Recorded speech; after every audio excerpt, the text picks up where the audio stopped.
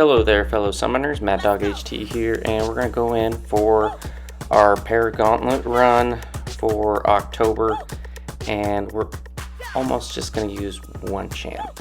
And if you've seen the thumbnail and whatnot, it's going to be Mr. Sinister, because he is going to wreck this little quest. So you can choose any champions you want.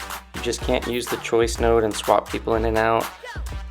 Again, for the second month in a row, it's any champs. Usually it's Saga Champs. I chose Saga Champs again just because. But yeah, you can choose anyone. And really, I'm sure Sinister can do the one fight that I didn't do. But yeah, so let's get into it. I'm just kind of going through, showing the nodes that are on each fight. But for the most part, none of it matters because Mr. Sinister, he is so good. His damage output is crazy. So this first Anti-Venom, Agent Venom, it's got Biohazard, Mercy, and Conflictor, and then the Root special, and you get Furies on decks. So I have Havoc on the team. Havoc gives Sinister a degen on parry, which is nice. But you're going to see that after I get 4 Purifies, the Conflictor node doesn't do anything. So I'm going to charge, you can see that little -1 little gray icon thing. That means I have like 100% purification ability accuracy reduction, or whatever the heck it's called. And you can just see like there, we parry, we heavy, and then we're going to pause it again twice, and then we're going to, I should have just paused it again right there, but we throw another special one and he's dead.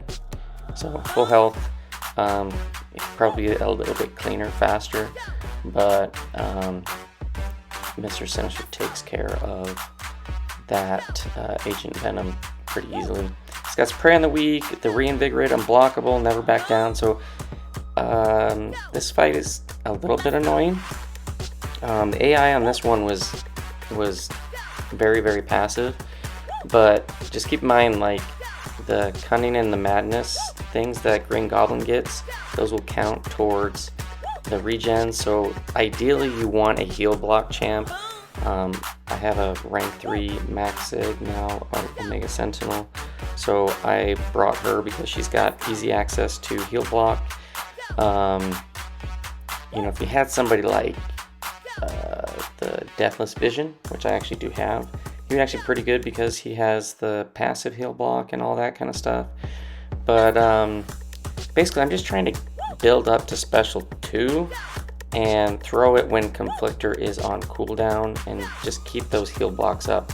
But I get tagged here, but I auto block on the hit, which is just like an awesome utility for Omega Sentinel. And I was gonna go for a special 2 there, but it just wasn't happening because it didn't have the heal block up, and I wasn't sure if it was gonna land and all the plasmas would get consumed by the Conflictor. So I held on to it, and then I'm trying to just line this up. I probably should have thrown it right there. I didn't. And we're gonna pause the heal block. We will get a special 3 off. I just want to make sure that the plasmas are going to stick and that he also doesn't have too much power to where he's going to L3 me. That's why I felt like this, I don't know, between the Conflictor and the AI I felt like a little bit passive on throwing the specials. It just took a little bit, but here we throw the special 3, and then we're going to try to pause those incinerates, and then he's just gonna melt. So we ended with a light ender, get into the relic. Yeah, he's done. So Omega Sentinel does just fine there. Could Mr. Sinister do that one? Probably. Yeah. Again, skip the choice node, otherwise you won't get the Paragon objective and you won't get the tier 2 dust. And then for this one, it's got the escalating prowess and some power gain and prowess puncture, and then the nimble, which is going to reduce your stun durations, which don't do a lot towards Mr. Sinister unless you have to like stun a ton. But we don't have to stun a ton because he's going to be dead pretty quick, and we can lock the stuns still without any problem. So I do a double hold just so that I can kind of keep building, and I wanted to get to a special one. We get to it, and then I should have parried and held that. I didn't. He's got that power gain going. That's fine. I'm like, okay, we're just gonna block, and then dex. And you know, the prowess puncture, it does hurt a little bit, but Mr. Sinister's got such great healing, it's not that big of a deal. And then we're gonna throw off another special one here, and then I think we're gonna hold. No, I think it's just gonna melt out. So there we go, two special ones. If I would have held out on that first one, probably could have finished it a lot quicker. And then here we got Anti-Venom. He's got a calcifier that can put on some petrifies, which Sinister is immune to. Cold turkey doesn't matter. And then that dazed node, which will come into play, where if you parry twice within the timer, you'll get the miss triggered, and you won't be able to attack. So there, I'm just trying to hard block, kind of slow on retaliating on that heavy. We throw the special, we get the degen off, and I probably should have went in and parried that and held the degen, but I think the falter was coming up, so it's not that big of a deal. Half of his health is pretty much gone, and we're gonna get to a special one, throw back 9 degens on him. He's gonna throw the special 2, and do we hold this one? Just enough. 12 degens, and still need to do a couple more hits, so it takes, if I would have held that first special one, he would have been dead. But regardless, we're at full health.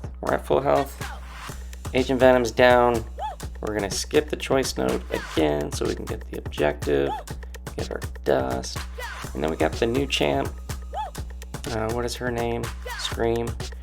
Yeah, we're gonna scream right through her. So it's got the chitinous thorns, where once we parry, we're gonna get an armor up on her, and then once you start hitting her with an armor up, you're gonna get bled. Mr. Sinister loves that, and we're just gonna get a ton of bleeds. So here we go, got an armor up. We're gonna do full partial combo, and then 28 degens. I wanted to pause that, I wasn't, so then I paused it just from across the screen, get hit. As she comes back in, she's dead. Don't blink on that one. So Mr. Sinister cheeses that pretty good. And then I kind of had planned on using Havoc here, because he does get that plasma when you parry Jack-o'-lantern. You can't intercept his mediums on this, and so when you block hits, you get a plasma. But it's not that big of a deal. The plasma damage is not that bad, and then the fact that Sinister just heals and he can just throw the plasma back on him as well is pretty awesome. So here we're gonna pause it, and then we're gonna pause it again, and he's just melting. He gets the protection back up, that's fine. Bait the special 1, which is really easy to get out of reach of. Special 2 is not bad either, but for some reason, sometimes when you counter the special 2, he evades that. Whatever. We don't get a ton of degens on, but we hold them just the once, and that's it. Havoc would have done that fight too, because Jack-o'-lantern doesn't get an armor up. And yeah, that's it. Pretty simple and quick clear of the Paragauntlet. Don't get enough shards to get to pull a 7-star. I don't have enough shards to pull a 6-star Relic. I'm kind of saving some of the 6-star crystals for later. We're gonna go claim that, but we're gonna finish off with the Sinister finish, And we're gonna go open up a 5-star relic, which I got enough shards in just before this when I completed the Thronebreaker EQ. Got like 5,000 shards, so that got me enough to get over 10k. Put that in the spinner and tap it, and we reward our Mr. Sinister run with another dupe, some 6, I think it's like 660 on our Sinister relic.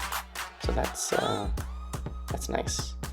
So anyways, hope you guys enjoyed. Thanks for watching, and hopefully this makes your run on the Paragauntlet easy, because Mr. Sinister just blows through it all. Peace.